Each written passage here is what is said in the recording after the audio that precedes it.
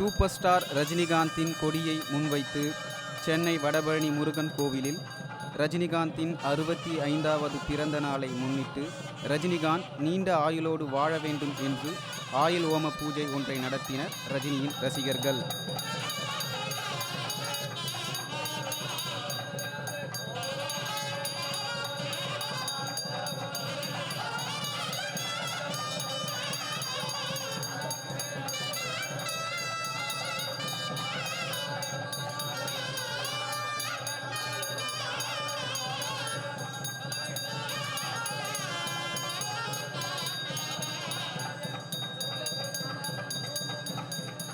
நாளைக்கு படம் ரிலீஸ்னால இன்றைக்கே நாங்கள் இங்கே ஆயுஷ் ஹோமம் பண்ணியிருக்கோம். ஆயுள் வித்தியாகி அவர் நல்லா நீண்டூடி நல்லா வாழ்ந்து நல்லா வழிகாட்டி எங்களுக்கெல்லாம் நல்லா வழிகாட்டி தமிழ்நாட்டுக்கு வழிகாட்டி இது பண்ணோன்னு சொல்லிட்டு பிரார்த்தனை பண்ணி நாங்கள் நல்லா நீடூடி வாழணும்னு சொல்லி நாங்கள் பூஜை பண்ணியிருக்கோம்.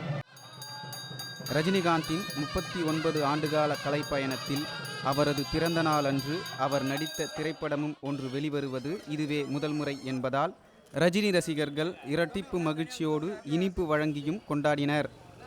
லோகநாதன், ரெட்பிக்ஸ் நியூஸ்.